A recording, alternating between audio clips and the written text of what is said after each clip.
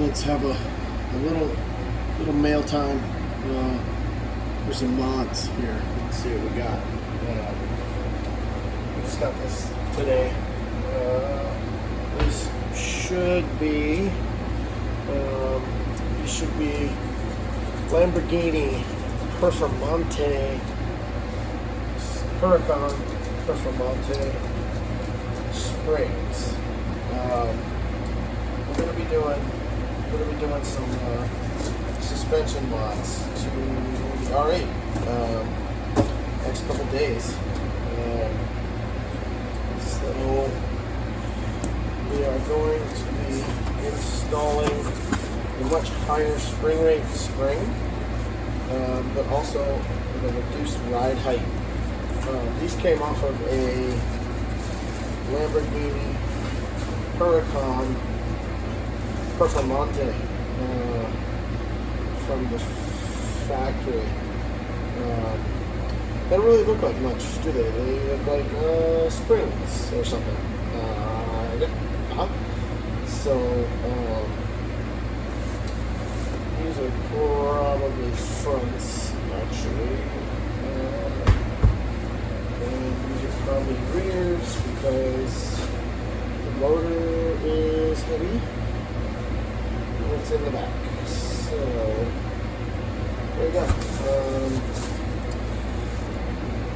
These are the springs from a 2017 Lamborghini Performante Huracan, whatever.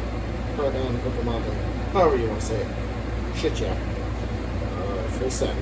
So I just want to give a shout out to my buddy Quality Content Rick for recommending me do the perfect video, just the perfect amount of spring, perfect amount of modification, perfect amount of lowering, just perfect. So I want to give him a shout out. Go check out his channel, Quality Content Rick, and we'll see, maybe he might pop up on this edition of modification. So these springs have a much higher tension rate to them than the stock R8 spring and strut. These are tighter spring rate, higher spring rate. So that's why you see the coils are a little bit, more tightly wound in some spot than the rest of it. Like here, this area is wound tighter. I guess Lamborghini / Audi / Volkswagen Auto Group, whatever, designs these for the Performante so that it has, relative ride quality here, and then when you get into these coils, it starts to fight back, and that's where your stiffness comes from.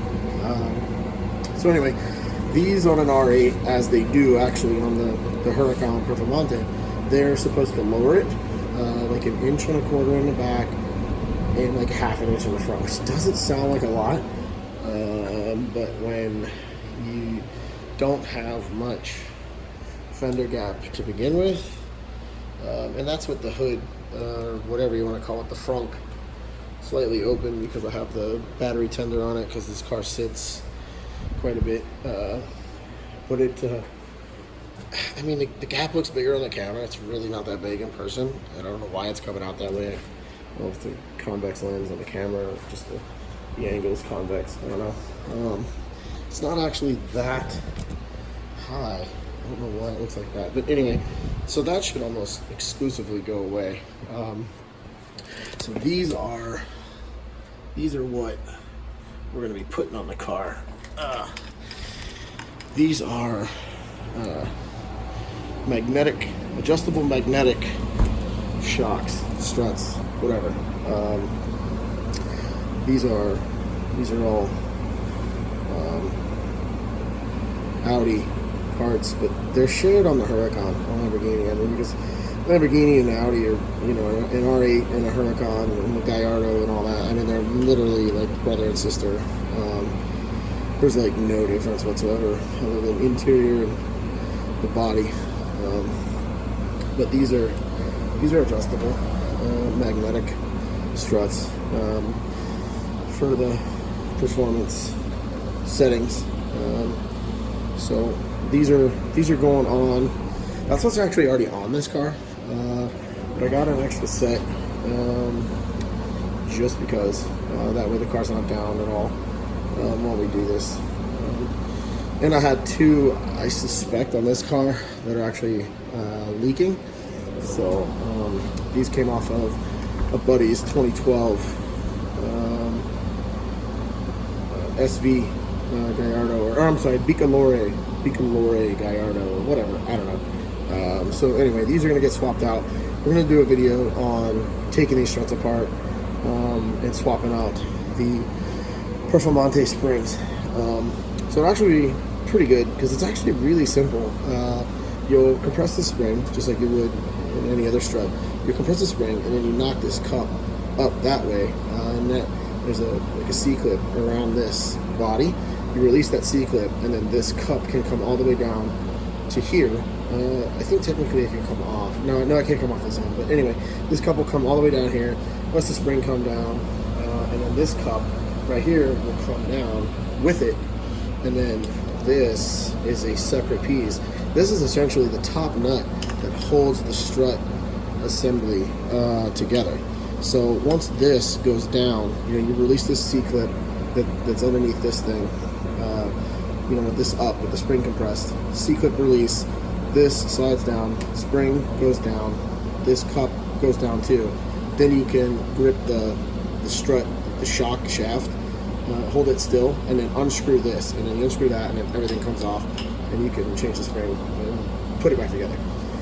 So we'll video that. We'll also video the tear down on the car, getting it up off the ground, getting it apart. It's really not that difficult, from what I understand. We've got a guy, good friend of mine, Pete Skarzinski.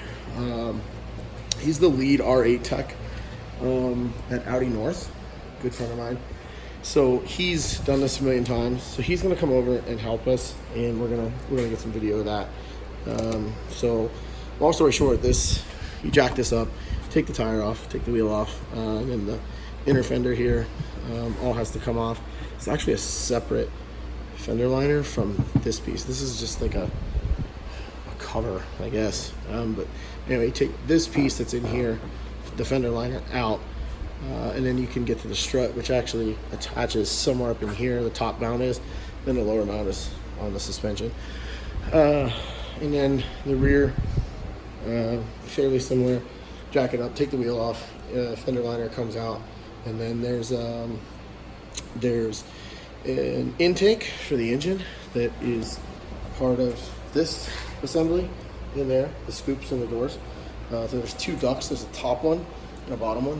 The top one feeds the motor here. It's part of that intake tube. Set up that intake tube, comes over here into the side of the body, and then that scoop shoves air into that. So you move that out of the way, and then you can then get to the bolt on the top mount of the strut from there, and then it comes out once you do the lower bolt. It's really not that difficult, but it can be tricky jacking these cars up. There's only like 2 spots on each side where you can really jack it up, and the challenge is occupying that jack spot and that jack location while you're trying to get a jack stand under it, where the jack is, all at the same time. But anyway, Pete has done this. He knows what he's doing.